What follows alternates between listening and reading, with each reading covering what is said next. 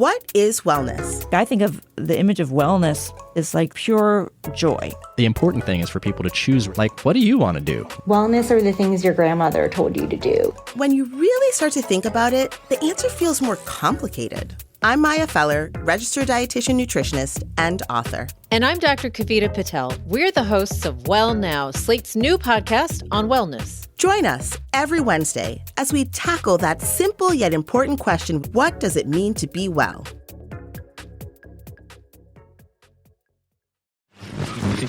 Edit audio. After years and years and years of working in corporations, I am now fully ensconced in a freelancer's life. I have to be honest, it's taken me some time to get used to. There's the juggling of paid work and future casting work. By the way, I am obsessed with saying that phrase that Courtney said from season 2, future casting. And if you didn't listen to that episode, please go back, for God's sakes. But it essentially means investing time toward future gigs. Anywho, as a creative, there's also what I like to call hopeful work, projects that I hope one day someone will care that I have started. I have a fully written manuscript in my Dropbox. I have a TV show that I'm developing with a producing partner, and I write essays over on my Substack page. But the truth of the matter is that no one, like not a single person asked me to do this work, and ain't nobody paying me to do it. Right now, anyway. But recently I had a moment where I was trying to find time to do some of my, my hopeful work. And I thought, are these just hobbies? Does it even matter that I'm doing this work? Will they one day pay my bills or even a single bill? And at this point, we're just not sure. Hello, everyone. I'm Robin Hopkins, and this is Well Adjusting, where I talk to people about life stuff, but not in an NPR way. It's more like we're at the bar, having cocktails, getting into your business sort of way. It's giving drunk NPR. Oh, and producer Steph is here too. Hello. Today we chat, following your dreams when your dreams don't pay. Hello, everyone.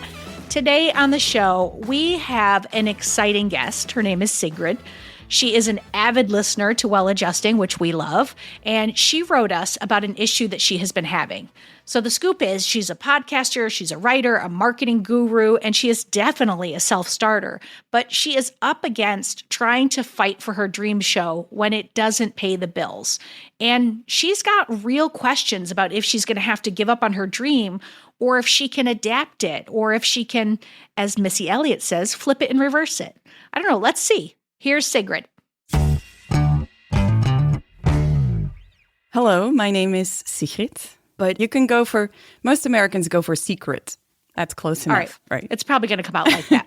And I've been investing a lot of my savings and time in my dream of living full-time of my podcast, but I struggle with putting myself out there. So I've been hiding behind the scenes. Do I need to give up on this dream, or do I have to find my way of climbing onto the stage? I think that summarizes it. Gosh, you summarized it just like you're a podcaster. Like, oh, really? Like that was so perfectly done. Let's talk a little bit about it. Give us a little overview of how you got started in the business and a little bit about your dream. Like, I feel like we need to know a little bit more about you. So a little bit of history. I am a radio journalist. That's my degree, but I quit the industry immediately after I graduated because I thought it would be too hard to make a career there. And so I went into marketing, and that was a lot easier. But 7.5 years ago, I felt miserable. I wasn't happy with my career, and I really missed my old self. Yeah. And so I started tinkering with the tools that I hadn't touched in years and years.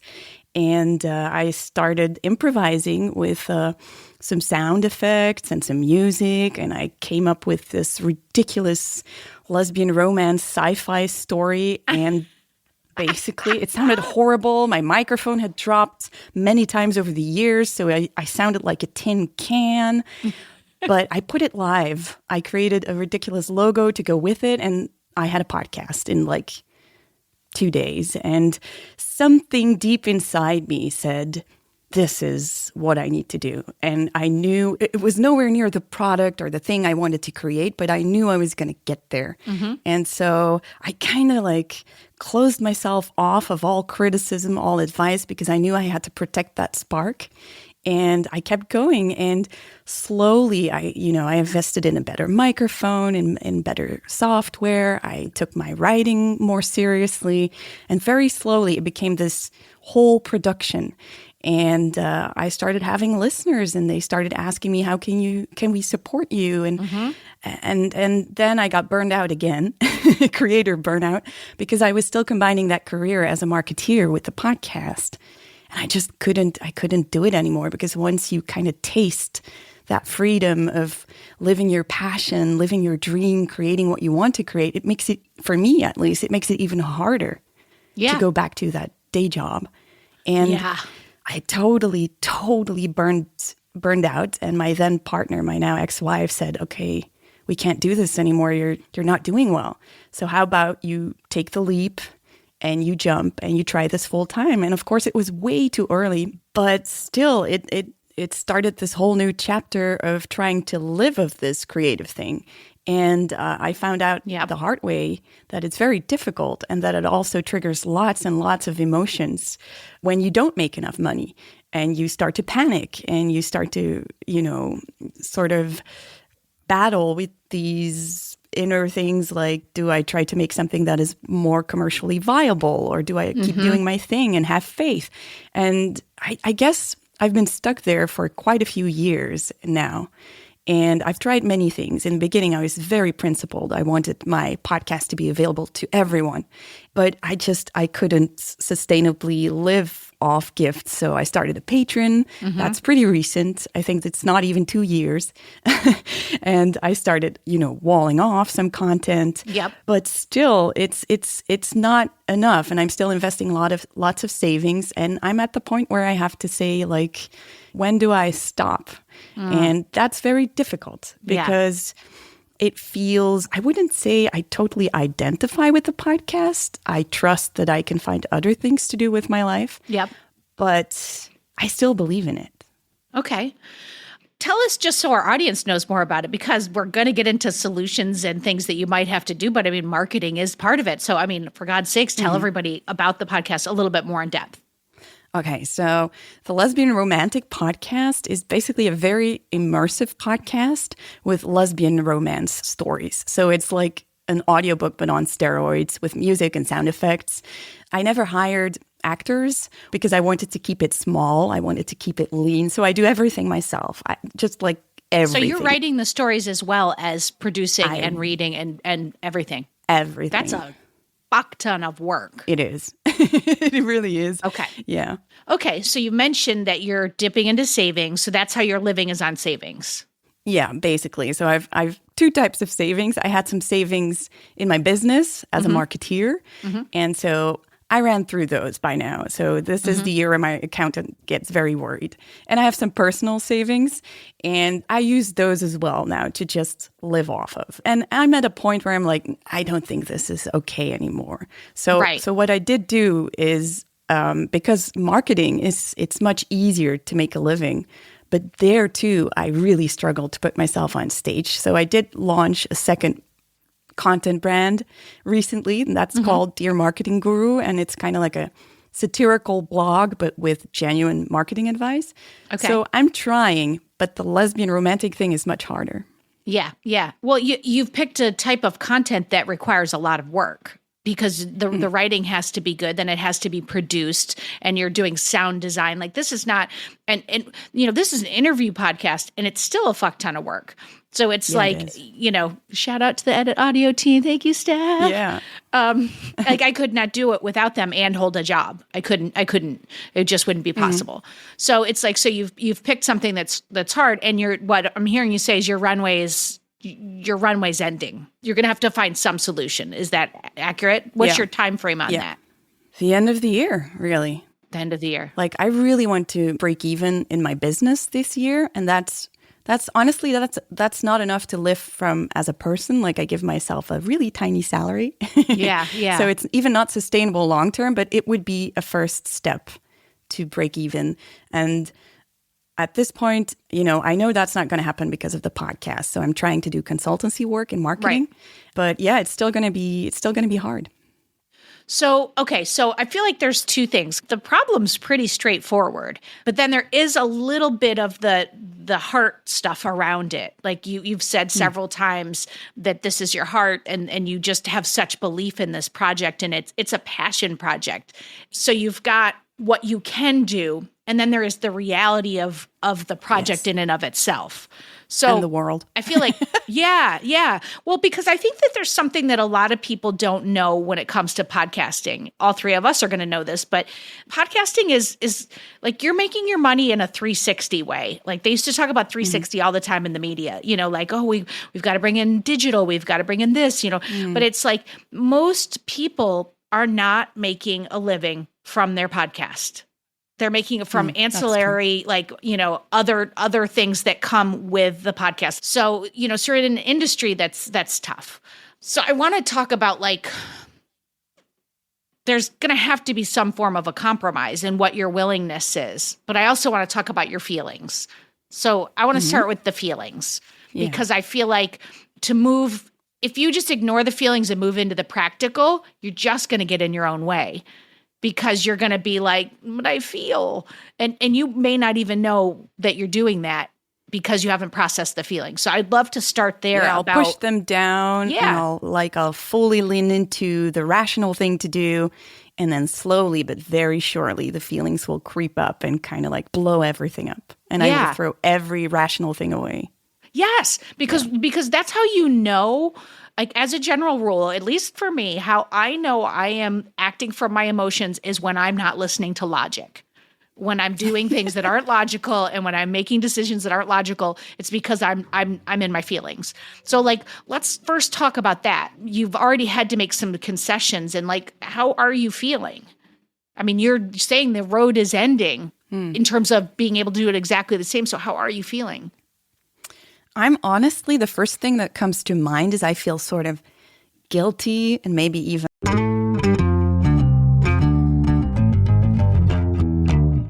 All right, people, raise your hand if you have ever been personally exhausted by email, right? Same, friend, same. We're all so constantly inundated with email. And if you're like me, going through your inbox becomes less about responding to everything and more about just finding a way to keep tabs on the messages that really matter, like the ones from the school telling me my kids are in trouble that I get all the time. Anyway, that's where SaneBox comes in. Think of it as an EMT for your email.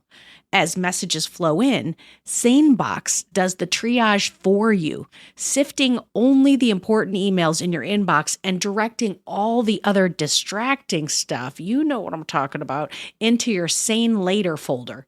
So you know what messages you need to pay attention to now and what stuff you can get to like eventually after maybe a nap or, a cocktail.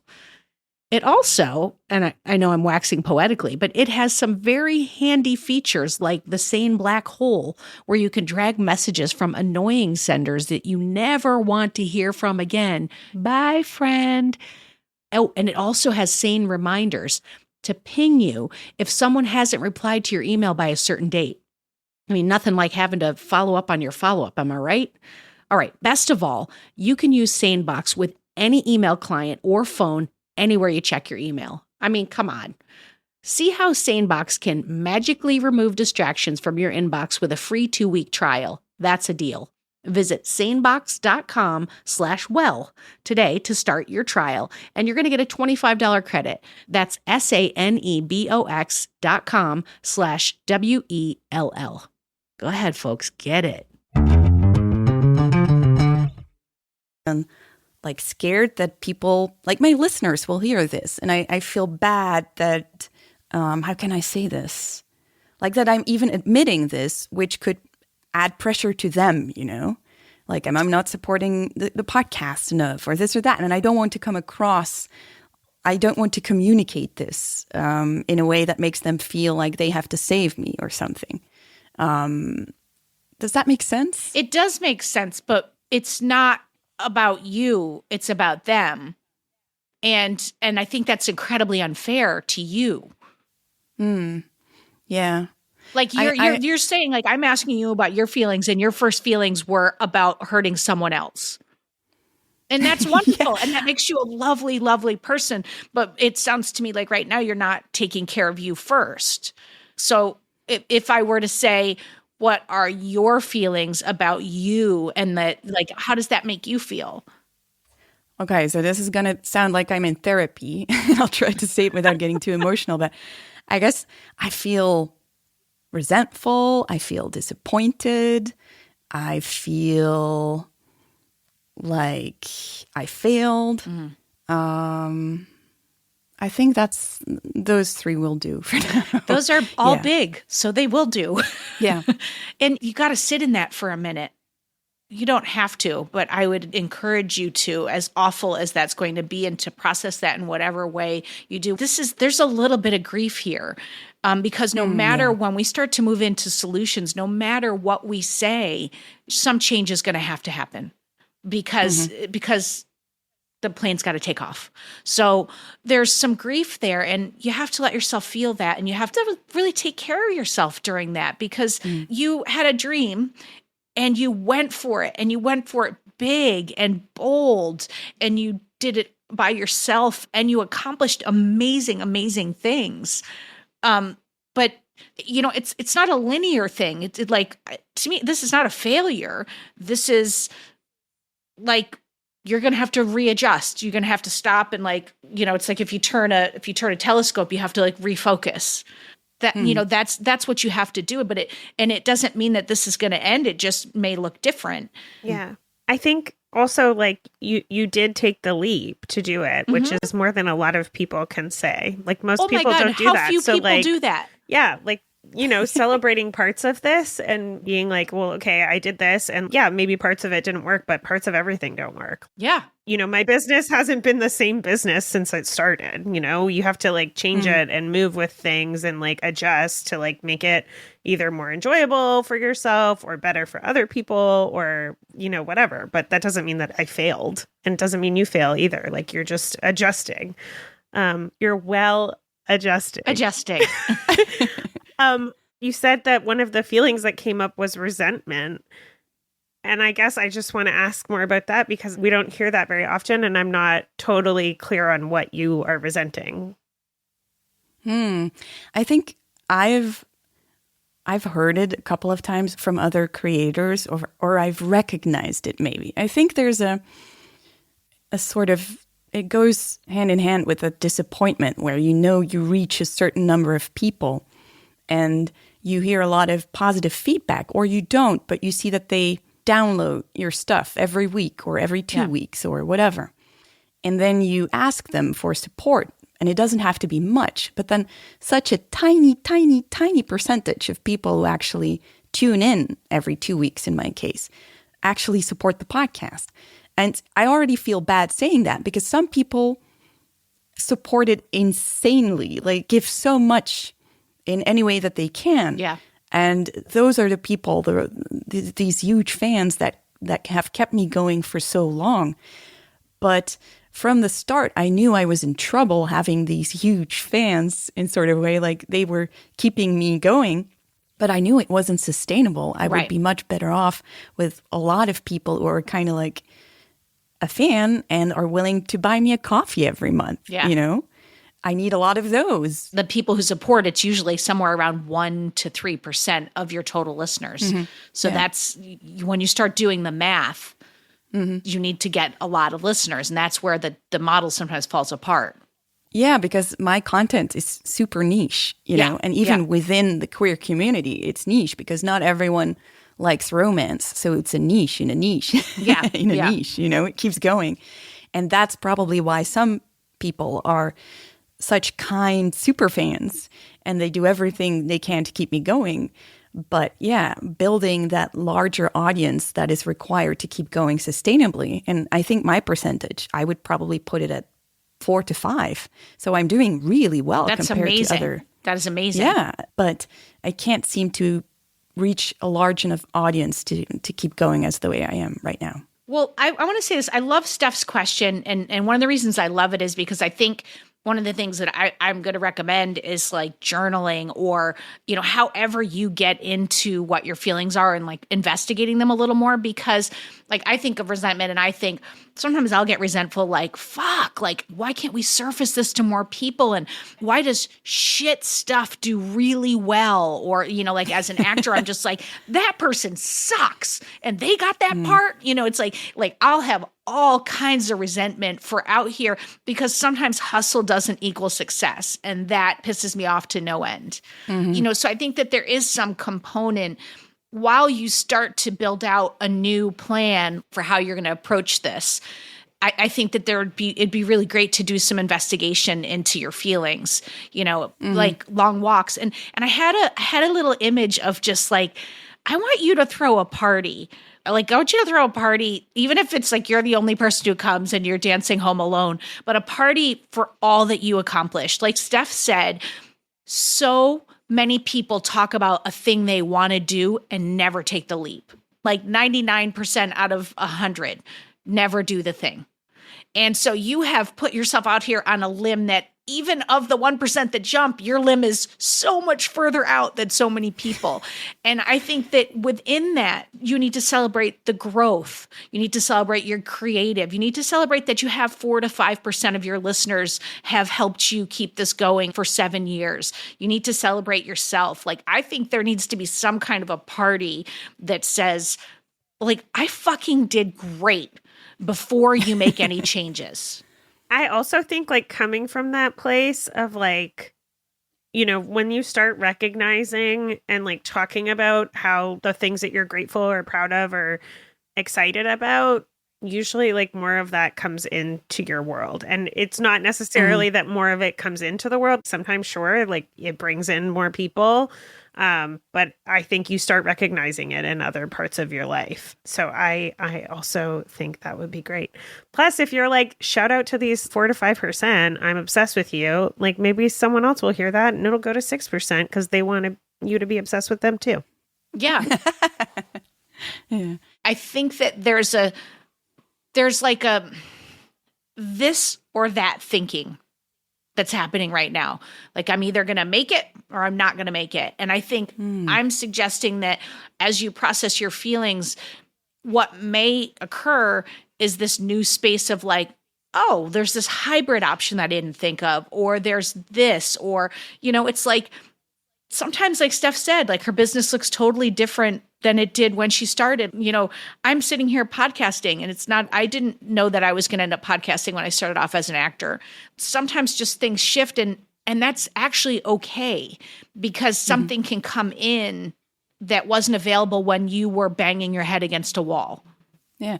I like you calling me out on that because I always appreciate a good mirror. So I do actually do a lot of emotional work and journaling and all the gratitude journal, meditating.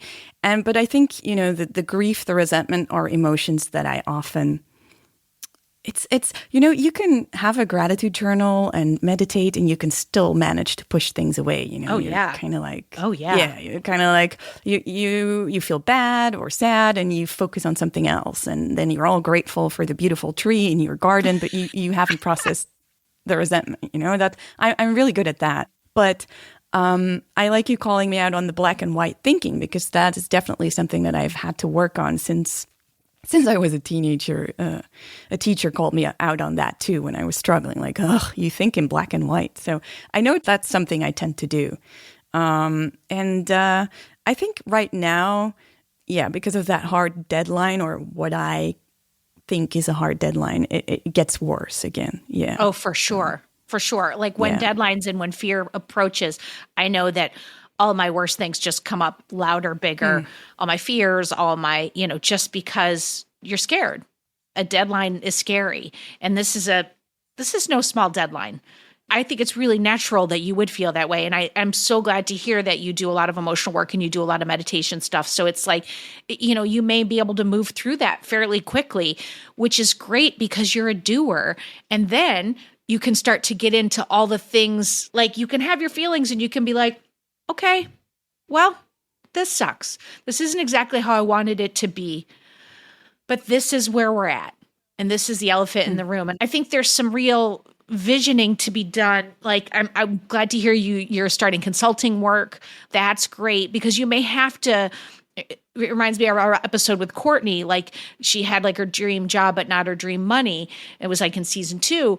And you may have to, like, maybe you're going down to once a month. I mean, there's a million different things you could do. Like, because you're niche, there's a really weird thing in podcasting that doesn't happen in other industries. Some people, some marketing place, and you know this, I'm sure already, love niche because there's less people. Like, I remember hearing about a podcast that was about knitting, and she was like making a living because she was bringing in sponsorship from people, because they knew the knitting community's not humongous, but we were getting directly to our consumers. And my old podcast was niche within a niche, LGBTQ and then parenting. And we picked up sponsors for that same reason, because they knew they had people who were there specifically for that. Like, these are all people trying to have a baby. So that's helpful. So you might be able to go out and look for sponsors. I don't know, Bella Books, the fiction, because I'm a very knee deep into the lesbian romance books. I do love that. That was like my. Oh my God. New fun fact unlocked. But, so there might be like, maybe there's some like partnership, like those publishing houses are all small. So I think like before I go through 100 different ideas, because it's like, I'm going to turn it to like a business coaching thing. I want to know like, Please do. We could do that offline, but I want to know, what do you think about changing your model? Like, what comes up for you when I start to talk about all these different things? And what is your model? Like, what are you doing now? Okay, so my model right now, so I moved on from strictly gifts. And so now I have a Patreon, and people can support me there, and then they get early access and access to extra scenes. It's pretty straightforward. And, the higher the tier, the more perks. And how much money are you asking for? Yeah, what are your tiers? My tiers are, in comparison to other podcasts, are pretty high. So I think the lowest one is about $4.50 per month. And then it goes all the way up to $50 a month. Right. And I think there's one crazy shoot for the moon, $250 per month. But I haven't sold that one yet. But it's good that it's out there. It's good that you put that down. Yeah. Yeah. So that's what I have now. What I've also recently changed in the same week that I emailed Robin is I got my own fuck it week. I was in France and I was thinking about things, and I was like, I gotta step off this principled idea of not doing ads, because I've refused. I'm really big on privacy, and I hate spying on people so I can sell their data, these insights about people, to advertisers. But I can see that there is But you work in marketing. A gray zone there. Yeah, I know. I know. We can talk a few hours about that. But Yeah. yeah. But so yeah, I signed up that same week for a beta program to have ads inserted in front of the podcast, like you do. Yep. And they refused. They said my content was not a fit, that it was not good to go with advertisers. So I got it. I was really pissed off, but because they hadn't added that small print in advance. They had even asked me to fill out the form to get it all started. They were going to confirm once it started, and all of a sudden it was like, oh no, your content doesn't fit. So as a queer creator, that really pissed me off. Yeah. So when I get pissed off, I get rebellious. So I left that host, and I found myself a host where I control the ads. So I can promote my own stuff, which is what I'm doing now. I'm promoting Patreon a lot more, and I can use this whole back catalog to do it. I can't say I've really seen much result of that, but I could also do awareness campaigns and other things for other brands that I feel are a good fit with my audience. And you might be able to get partnerships. Another thing that I would ask you to explore too is, are you, because I think we're still in Steph's question of what are you doing and what do you want to be doing? Are you doing things like looking at other creators who are doing things like you're doing, and asking them what they're doing, and asking people, like you and Steph should set up some time. I just volunteered Steph's time, but to talk, because Steph is running a queer-led business in the audio space. Like, are you speaking to other people off of LinkedIn and things like that?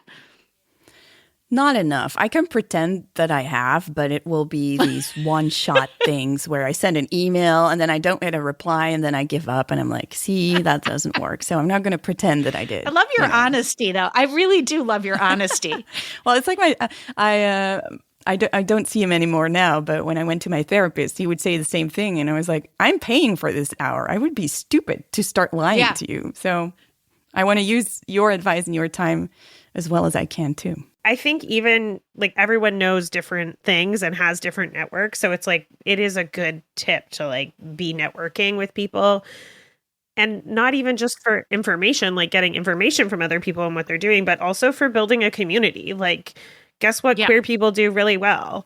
Exist in community, support each other. So like, how are you doing that? Like, you're asking for support from your listeners. Like, how are you supporting other creators? How are you building a community around your podcast beyond the people that are already there?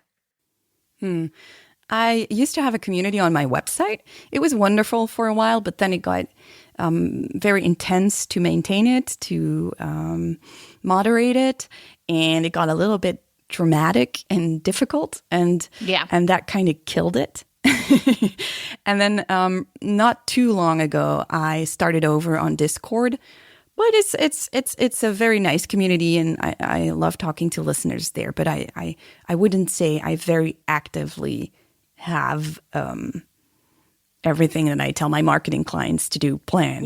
Well, I suck at doing my own work for myself. Well, you know what I'm hearing in all the things you say, or in a lot of the things you say, because like at the beginning you said something, I need to put myself out there more. I think you are putting yourself out there in a lot of ways, but what I'm hearing is that the mantra is that you're doing it yourself. And while that's wonderful, as a person who tries to do everything myself as well, like working with Steph's team, like Steph will tell you, because Steph has worked on this podcast as well as the previous one. The previous one, I did everything myself. And this one, like the beginning, when we started Well Adjusting, I was like, do I do that? And I was like, I was doubling some of the work because I could not hand over control yet. And then I realized, oh, you don't do that. And then that frees you up to do this. So I think there could be a reframe in your thinking about how to, like Steph's talking to you about building a network, and you're talking about a thing that was you with your listeners. How can you pull back and create other people who get invested in you, and then you're invested in them, and then it flies. Do you understand what I'm saying? Yes, I think I do.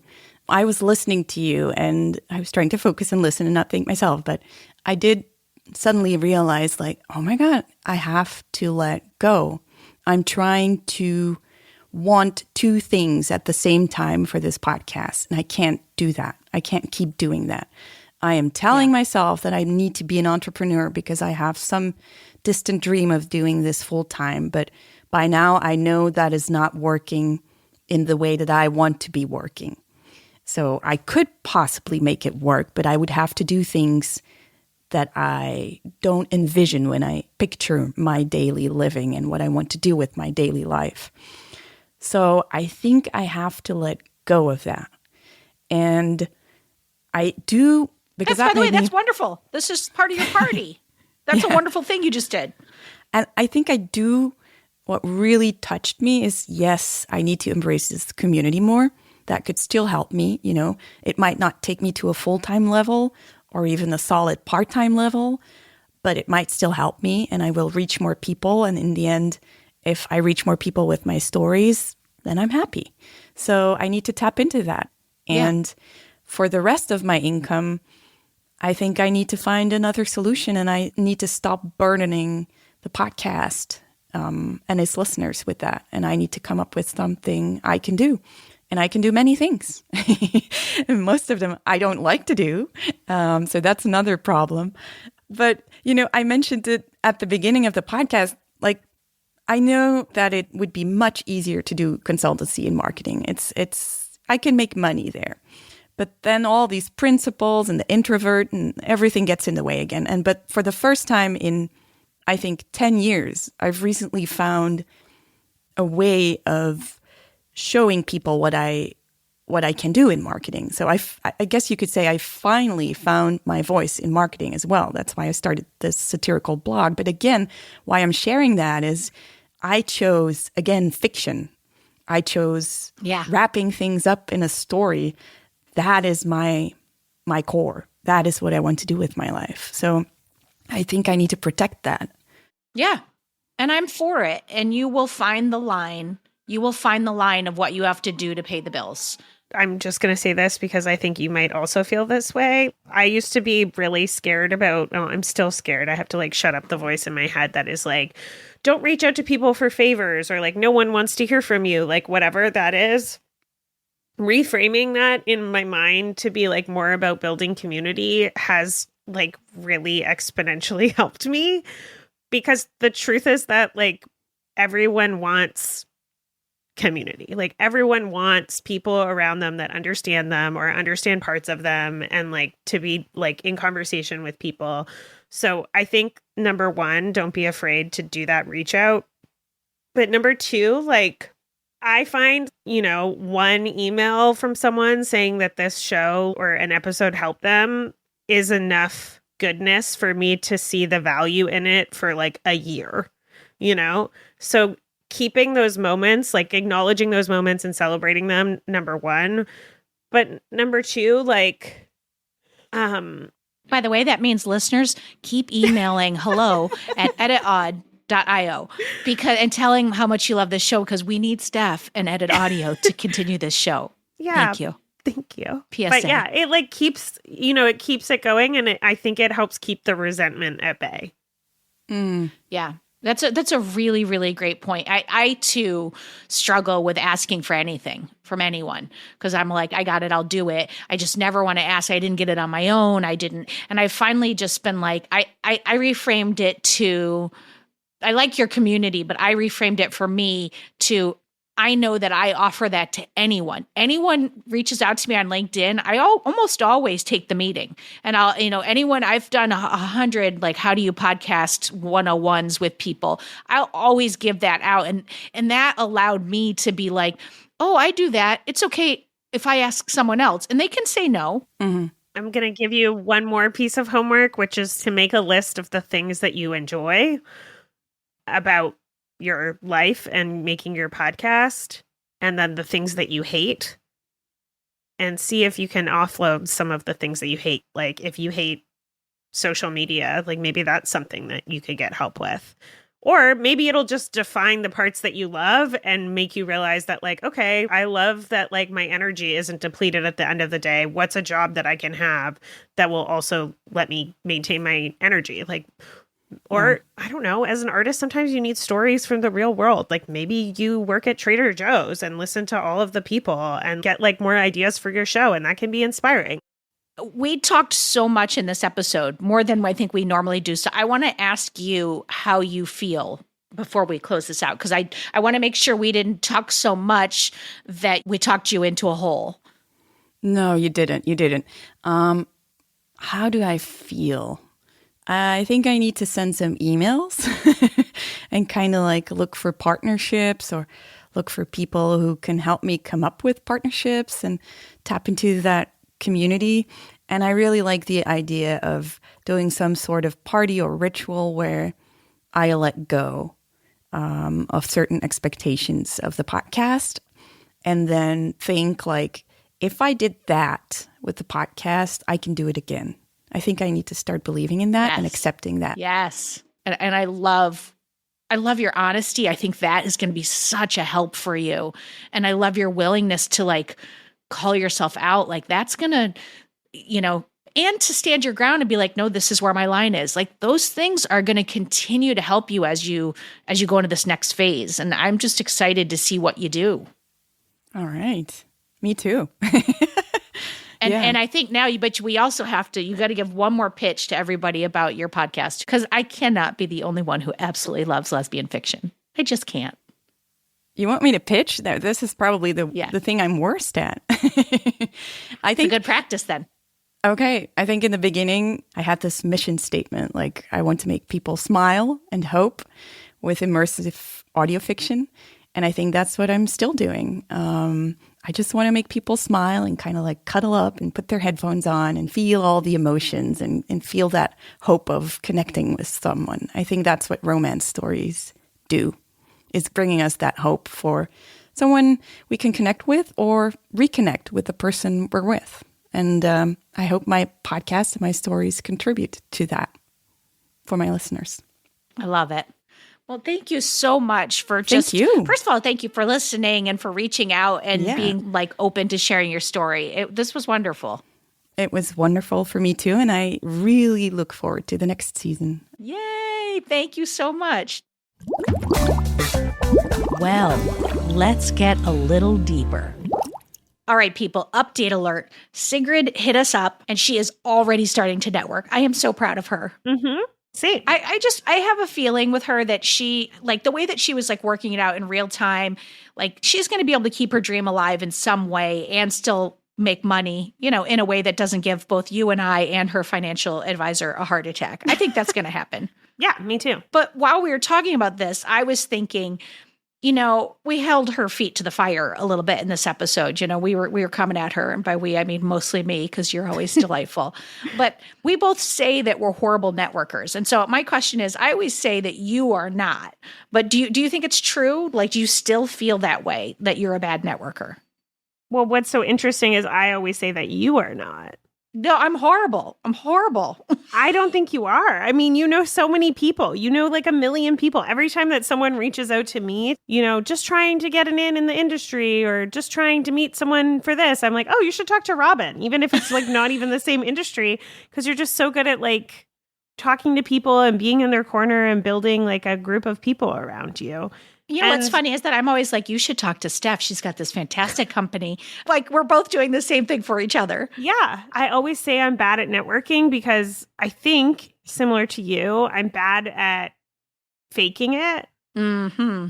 And I think for a long time, I thought that like networking meant you had to like show up as this like business executive and like, I don't know, I had to dress a certain way and talk a certain way and discuss things a certain way and all of that. But I'm not good at that. But I am good at showing up as myself and being like nice and interested in people. Well, that's the thing I admire about what you do. For me, I think the reason that I say I'm a horrible networker is it's so uncomfortable for me, which is kind of counterintuitive. I'm so talkative.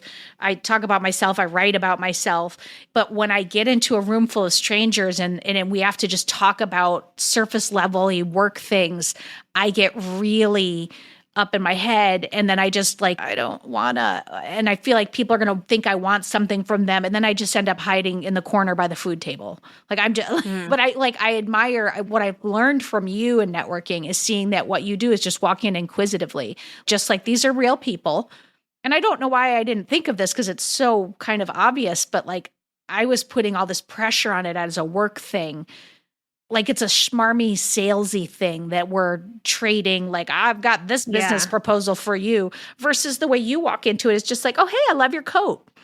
And like in the couple times I've like gone to events with you, I'm like, she's so fucking good at this.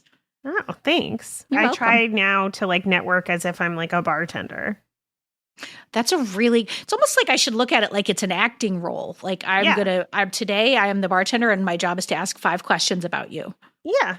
I am, though. I want to get better at like asking for things. I will never ask someone to like, hey, can you promote our show or whatever? I mean, I will like on social media, but I won't like directly do it. And I want to get better at doing that. Well, what's one positive networking moment that you've had recently? I actually do have one. I got invited to this like drinks thing that was like with industry people. And I went and I was pretty nervous. And when I'm nervous, I sometimes talk too much or don't talk at all. And this night I talked too much. But the thing I'm proud of is that I didn't like berate myself after. And I followed up with someone after, which I almost never do. I'm like, well, if they wanted to talk to me, they would have reached out. But I was like, I'm just going to follow up with this guy. He seemed nice. We didn't really get to fully talk about things. So like, I'm going to reach out and be like, hey, it seems like we like work in similar fields. Like, let's chat. And now we're getting a coffee when I'm back in October. Okay, that's amazing. Thanks. Good for you. I have one that I did recently that I'm super proud of. I was like working really hard. I've been trying to get a film and television agent for years. And this person lives in my building and she's a big casting director. And she actually cast me in a TV show. Oh. But I'm talking like in 2016.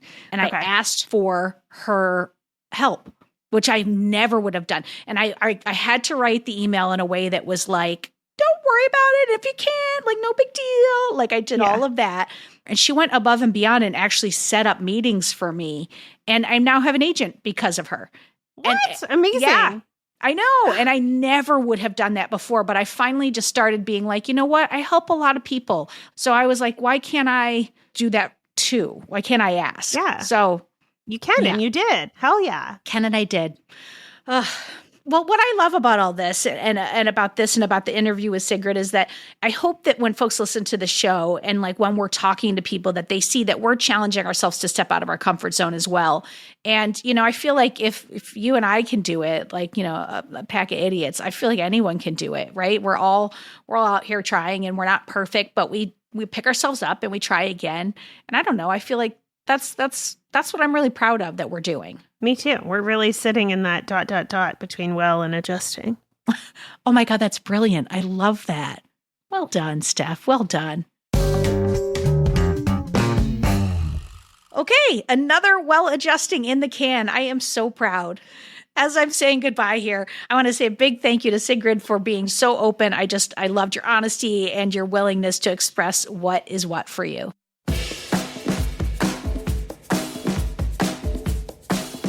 For more Robin, and you may need that, you probably don't need it, but like if you do, you can follow me at Real Rob Hops on all the platforms, all the socials, as the kids today say. Well Adjusting is an Edit Audio original, exec produced by Steph Colburn and Robin Hopkins. Thank you to Maria Passingham, Kathleen Speckert, and the whole Edit Audio team.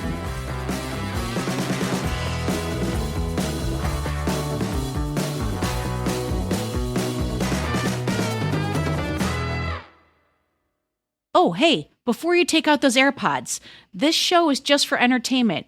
If you are in need of help, please, please, please reach out to a professional. Go ahead and get that help. You deserve it.